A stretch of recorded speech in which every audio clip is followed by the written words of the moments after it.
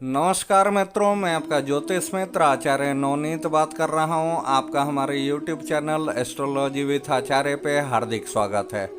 मित्रों, आज मैं ये वीडियो में आप लोगों को ये बतलाऊंगा, स्पेशली हमारी माताओं बहनों के लिए वीडियो में बना रहा हूं कि आपको मैं ये आज बतलाने जा रहा हूं कौन सा योग हो तो उससे विवाह नहीं करना चाहिए, भूल के भी नहीं करना चाहिए, अन्यथा आपको जिंदगी भर पछताना पड़ जाएगा। तो चलिए बतलाते हैं। ठीक है मित्रों, ध्यान से इसको देखिए और कृपया आप हमारे YouTube चैनल को लाइक कीजिए, सब्सक्राइब कीजिए और हमारे वीडियो पे कमेंट कीजिए ताकि वो हिसाब से हम वीडियो आप लोगों के लिए बनाएं। ठीक है मित्रों, तो चलिए वीडियो शुरू करते हैं। यदि लड़के के कुंडली में इस योग में यही ग्रह बैठा हुआ हो तो कृपया ऐसे लड़के से अपनी बेटी का विवाह ना करें तो ज़्यादा अच्छा होता है। ठीक है मित्रों, तो चलिए हम आप लोगों को समझाते हैं। ठीक है, ध्यान से देखिए इसको। मित्रों, ये मैं एक लग्न कुंडली बनाया हूँ। इसमें देखिए, इसमें बुध महाराज द्वादश भाव में बैठे हुए हैं, 12वें भाव में। तो मैं ये चीज़ आप लोगों को बतलाता हूँ कि जिस भी इंसान का बुध महाराज द्वादश भाव में बैठेंगे तो ये जी मेष का लग्न हो तो द्वादश भाव में बुध महाराज एकदम नीच का हो जाता है, परम नीच का ये फल देता है। ठीक है, तो ऐसा जातक ऐसे स्वभाव का होता है कि समझिए कि उसका दिमाग माने ऐसा होगा कि वो किसी का बात मानेगा ही नहीं, इतना जिद्दी होता है। और समझिए कि ऐसे इंसान को सीधा सरल भाषा में बोलिए तो उसके घुटने में उसका दिमाग होता है। तो ऐसे जातक से अपनी बेटी का विवाह ना करें तो ज़्यादा।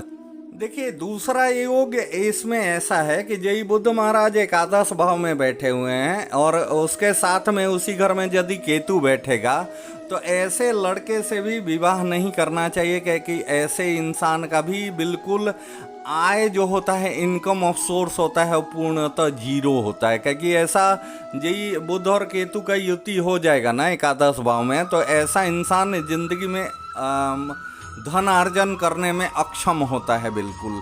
ठीक है, ये देखा गया है।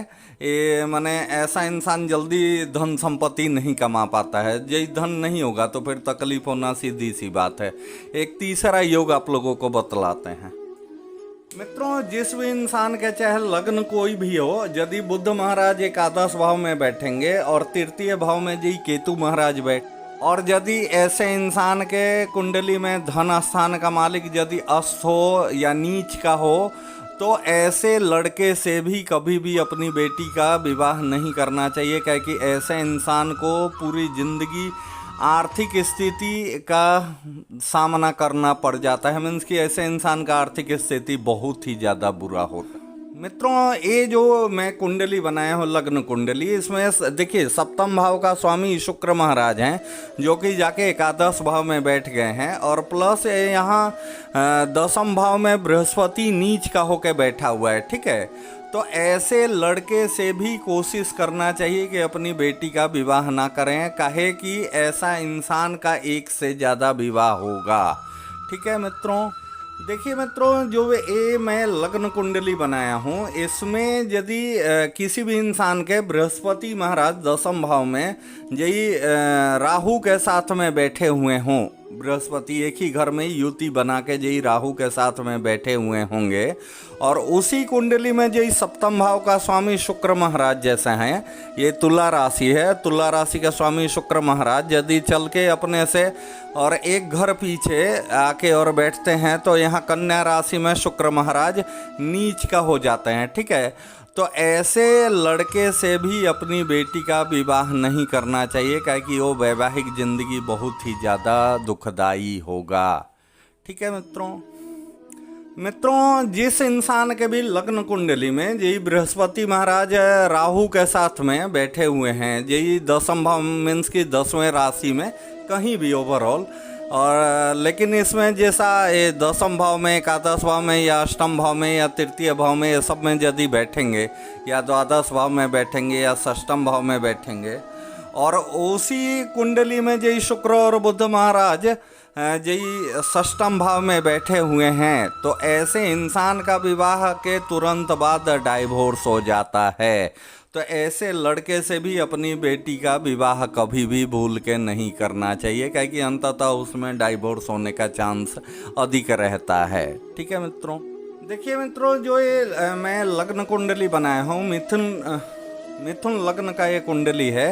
इसमें इसके स्वामी, मिथुन राशि के स्वामी कौन होते हैं? इसके स्वामी होते हैं बुध महाराज। ठीक है, तो यदि किसी भी इंसान का लग्न कुंडली में, यदि किसी लड़के के लग्न कुंडली में यदि उसका फर्स्ट हाउस मीन्स कि लग्न का जो स्वामी हैं वो यदि अस्त हैं, जैसा मानिए कि बुध महाराज यहाँ हम लिखें अस्त है, और पंचम भाव के स्वामी शुक्र महाराज यहाँ अस्त हैं, तो ऐसे लड़के से भी अपनी बेटी का कभी भी विवाह मत कीजिएगा। कारण कि ऐसे इंसान का ये योग बनता है कि उसके जीवन काल में ही उसके बेटे का, जवान बेटे का मृत्यु हो जाता है।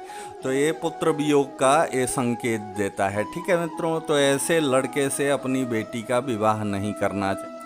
मित्रों, जिस लड़के के भी कुंडली में ऐसा योग हो कि उसका मिथुन लग्न में जन्म हो और शनि महाराज धन भाव में ही बैठे हुए, कारण कि ये ससुराल का स्थान होता है, और वहाँ ससुराल के स्थान पे राशि क्या आ रहा है? कर्क राशि।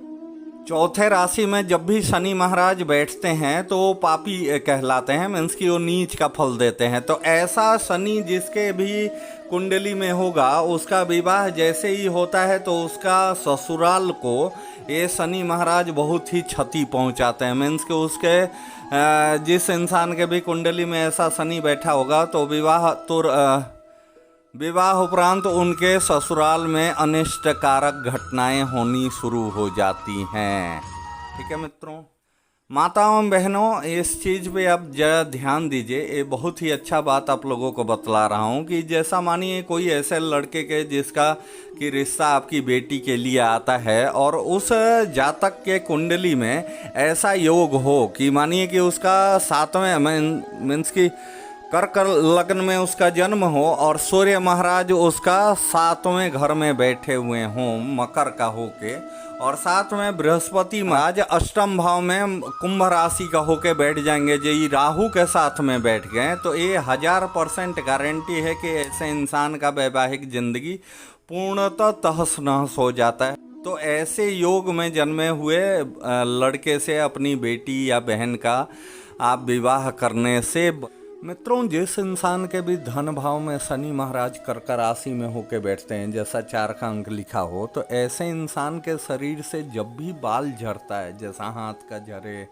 सर का झरे, आईब्रो झरे, तो ऐसे इंसान का ससुराल बहुत ही उस समय बुरे स्थिति में जाता है, और स्वयं जातक जिसके कुंडली में ऐसा योग हो वो अपने ज़िंदगी का सबसे बुरा आर्थिक समय देखता है। तो ऐसे भी जातक, ऐसे भी लड़के से अपनी बेटी का विवाह करने से इंसान को बचना चाहिए। देखिए, जिस इंसान के भी लग्न कुंडली में ना शनि महाराज यदि पंचम भाव में, ये पंचम भाव है, 1 2 3 4 5, पंचम भाव में पुत्र का स्थान होता है या विद्या का भी स्थान इसको माना गया है।